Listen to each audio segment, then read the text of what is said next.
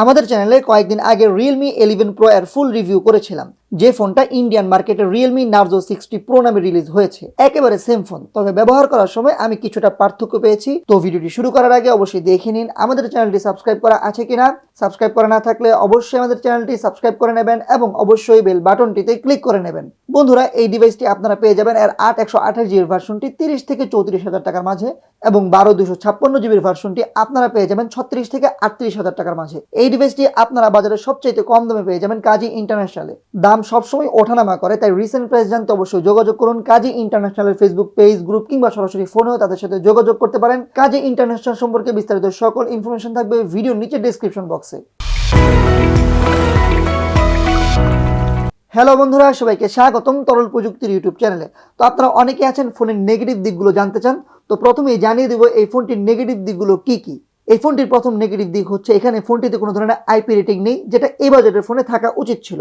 এছাড়াও এই ফোনটিতে কোনো ধরনের হেডফোন জ্যাক নেই। এছাড়াও এই ফোনটির ডিসপ্লেতে গরিলা গ্লাসের প্রোটেকশন নেই। আর ক্যামেরাটার দাম হিসেবে খুবই এভারেজ লেগেছে আমার কাছে। এছাড়াও আলট্রা ওয়াইড নেই। এছাড়াও গেমিং এ হালকা হিটিং ইস্যু পেয়েছি। আর 67 ওয়াটের চার্জিং সাপোর্টেড হলো, এখানে চার্জিংটা একটু স্লো মনে হয়েছে আমার কাছে। সো আমরা নেগেটিভ দিকগুলো একপাশে রেখে দিই, এখন কথা বলা যাক এই ফোনটির বাকি বিষয়গুলো নিয়ে। প্রথমেই কথা বলবো এই ফোনটির ডিজাইন নিয়ে। Realme Narzo 60 Pro এর সাথে Realme 11 এর ডিজাইনের কিছুটা পার্থক্য রয়েছে। Realme Narzo 60 Pro এর ডিজাইনটা বেশ সুন্দর লেগেছে আমার কাছে, বিশেষ করে লেদার ব্যাগটা হাতে নিয়ে ভালো লাগছিল, সফট ফিল। তবে এই অরেঞ্জ কালারটা হালকা ক্রিঞ্জি লেগেছে, কিছুটা খেত কালার। তবে এই ফোনটার ব্ল্যাক একটা কালার আছে যেটা অনেকেরই ভালো লাগতে পারে। ফোনটা ওজনে 184 গ্রাম, তেমন একটা ভার মনে হয়নি ব্যবহার করার সময়। ফোনটিতে পাচ্ছেন স্টেরিও স্পিকার, যেখানে সাউন্ড কোয়ালিটি বেশ ভালো পেয়েছি। এছাড়াও এই ফোনটি কিন্তু 5G সাপোর্টেড এবং এই ফোনটিতে কোনো ধরনের নেটওয়ার্ক ইস্যু পাইনি, কল কোয়ালিটি খুবই ভালো পেয়েছি। এখন Realme 11 Pro এবং Realme Narzo 60 Pro এই দুটি ফোনের ডিজাইনের মাঝে আমার কাছে কিন্তু Realme 11 Pro এর ডিজাইনটাই বেশি ভালো লেগেছে। এই ফোনটিতে পাচ্ছেন 6.7 ইঞ্চের 1 বিলিয়ন কালার্স এর AMOLED প্যানেলের ডিসপ্লেটা 120 Hz রিফ্রেশ রেটের, এবং এখানে ডিসপ্লেতে HDR10+ সাপোর্ট করে। কার্ভ ডিসপ্লে তো দেখতে ভালো লাগে, বাট এই ফোনের ডিসপ্লের একটা সমস্যা হচ্ছে কি স্ক্রিন প্রোটেক্টরে বাবল চলে আসে। ডিসপ্লের কোয়ালিটি নিয়ে বললে ডিসপ্লেটা বেশ ভালো পরিমাণে কালারফুল, কালারগুলো পাঞ্চি। আর এছাড়াও কালারফুল ডিসপ্লে হয় ইউটিউবে ভিডিও দেখে কিংবা ব্যবহার করার সময় আই প্লেজিং একটা ফিল পাচ্ছিলাম। কথা বলবো ফোনটির ক্যামেরা নিয়ে। এখানে পাচ্ছেন 100 এবং 2 মেগাপিক্সেলের দুইটা ক্যামেরার সেটআপ, যেখানে প্রাইমারি সেন্সরটি হচ্ছে 1.8 অ্যাপারচারের 100 মেগাপিক্সেলের সেন্সর। এছাড়াও পাচ্ছেন 2.4 অ্যাপারচারের 2 মেগাপিক্সেলের ডেপথ সেন্সর। আর এই ফোনের সামনে পাচ্ছেন 2.5 অ্যাপারচারের 16 মেগাপিক্সেলের সেলফি শুটার। ক্যামেরার কোয়ালিটি নিয়ে বললে ওভারঅল ক্যামেরাটা আপ টু দ্য মার্ক মনে হয়নি।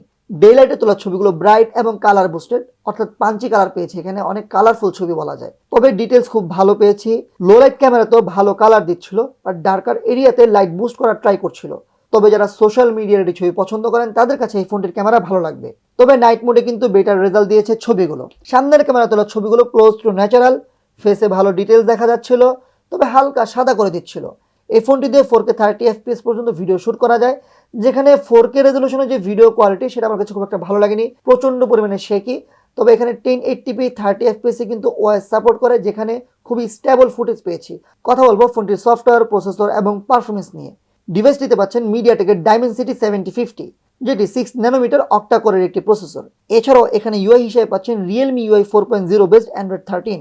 ডেইলি ইউজে এই ফোনটি বেশ ভালো পারফর্ম করে, যে কোনো অ্যাপ খুব দ্রুত ওপেন হয়ে যায় এবং একটি অ্যাপ থেকে অন্য একটি অ্যাপে খুব দ্রুত রান করে। গেমিং এর ক্ষেত্রে ফোনটি দিয়ে পাবজি খেলেছি HDR আলট্রা সেটিংসে, যেখানে কোনো ধরনের ল্যাগ পাইনি, ফ্রেম ড্রপ পাইনি। তবে অনেকক্ষণ খেলার পরে কিন্তু ফোনটিতে হালকা হিটিং ইস্যু পেয়েছি। তবে একটা কথা, যারা এই বাজেটে একটা ভালো গেমিং ফোন চান, আমার কাছে মনে হয় কি Realme Narzo 60 Proটা গেমিং এর জন্য এই বাজেটে one of the best gaming phone.